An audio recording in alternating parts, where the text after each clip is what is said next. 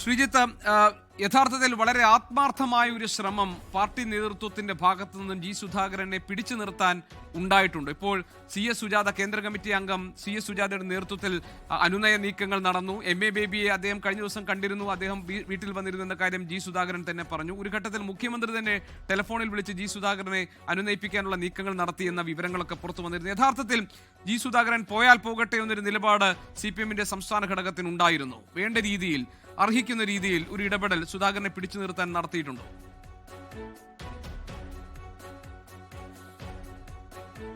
സുധാകരനുമായി ബന്ധപ്പെട്ട വിഷയങ്ങൾ കേവലം ഏതെങ്കിലും ഒരു പെട്ടെന്നുണ്ടായ സംഭവത്തിന്റെ അടിസ്ഥാനത്തിലല്ല സുധാകരൻ തീരുമാനമെടുത്തത്.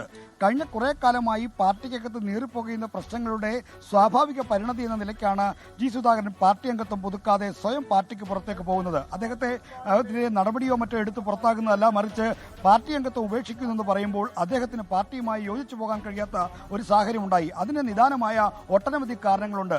അത് 2021 എറണാകുളം സമ്മേളനത്തിൽ പ്രായപരിധിയിൽ അദ്ദേഹത്തെ നേതൃസമിതിയിൽ നിന്ന് ഒഴിവാക്കുന്നത് മുതൽ പിന്നീട് അമ്പലപ്പള്ളിയിലെ തെരഞ്ഞെടുപ്പുമായി ബന്ധപ്പെട്ട് അദ്ദേഹത്തിനെതിരെ അദ്ദേഹം തോൽപ്പിക്കാൻ ശ്രമിച്ചു എന്ന ആരോപണം വരുന്നത് മുതൽ പിന്നെ എളവരം കരീം കമ്മീഷന്റെ കണ്ടെത്തലുകൾ മുതൽ അങ്ങനെ നിരവധി കാരണങ്ങൾ ജി സുധാകരനെ ചൂണ്ടിക്കാണിക്കാനുണ്ട്.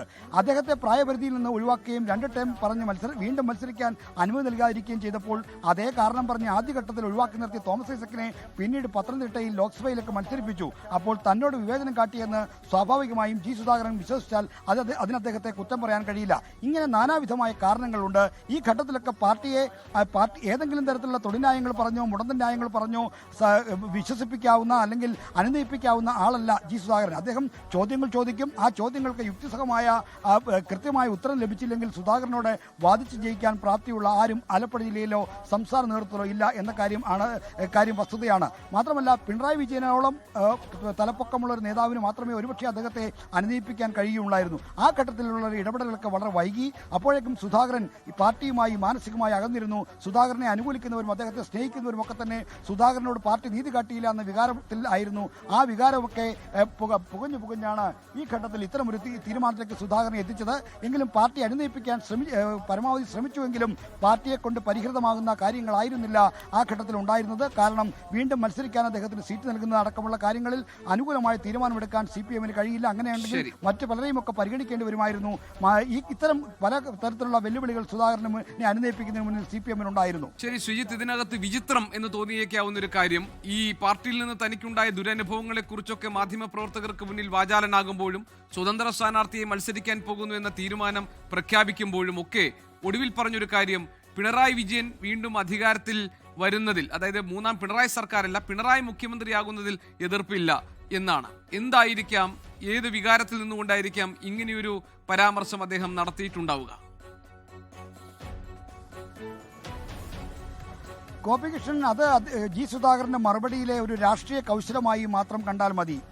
അതായത് മൂന്നാം LDF സർക്കാർ തുടർഭരണം ഉണ്ടാകുമോ അധികാരമുണ്ടാകുമോ എന്ന ചോദ്യത്തിന് അദ്ദേഹം ഉത്തരം പറയാതെ ഒഴിഞ്ഞു മാറിയിട്ടാണ് അദ്ദേഹം പറയുന്നത് പിണറായി മുഖ്യമന്ത്രിയാകുന്നതിൽ സന്തോഷമേ ഉള്ളൂ എന്ന്. മൂന്നാം പിണറായി സർക്കാർ ഉണ്ടാവണമെങ്കിൽ ആദ്യം ഇടതുപക്ഷ ജനാധിപത്യ മുന്നണി കേരളത്തിലെ നിയമസഭാ തെരഞ്ഞെടുപ്പിൽ കേവല ഭൂരിപക്ഷം നേടണം. അപ്പോൾ മൂന്നാം തുടർഭരണം ഉണ്ടാകണമെങ്കിൽ മുന്നണി ജയിക്കണം എന്നുള്ള കാര്യത്തെപ്പറ്റി അദ്ദേഹം മൗനം പാലിച്ചിട്ടാണ് മുഖ്യമന്ത്രി ആയി പിണറായി വരുന്നതിൽ സന്തോഷമേ ഉള്ളൂ എന്ന്. ഇടതുമുന്നണി ജയിക്കാതെ എങ്ങനെയാണ് പിണറായിക്ക് മുഖ്യമന്ത്രിയാകാൻ കഴിയുക എന്ന ചോദ്യം അവിടെയുണ്ട്. അപ്പോൾ മൂന്നാം തുടർഭരണത്തിൽ മുന്നണി ജയിക്കുമെന്ന കാര്യം അദ്ദേഹം കരുതുന്നില്ല എന്ന കാര്യമാണ് വരികൾക്കിടയിലൂടെ അദ്ദേഹം ഒളിപ്പിച്ചു വെച്ചത്. അത് അദ്ദേഹത്തിന്റെ ഈ 6 പതിറ്റാണ്ട് കാലത്തെ രാഷ്ട്രീയ ജീവിതത്തിലെ രാഷ്ട്രീയ കൗശലം ഉപയോഗിച്ചുള്ള ഒരു മറുപടിക്കപ്പുറത്തേക്ക് അതിന് മറ്റെന്തെങ്കിലും. ലോകത്തെവിടെയായാലും ഏത് സമയത്തും 24 വാർത്തകളും ഓഗ്മെന്റഡ് റിയാലിറ്റി പാക്കേജുകളും എക്സ്പ്ലെയിനറുകളും വിശദമായി കാണാൻ ഞങ്ങളുടെ YouTube ചാനൽ നിങ്ങൾക്ക് സബ്സ്ക്രൈബ് ചെയ്യാം.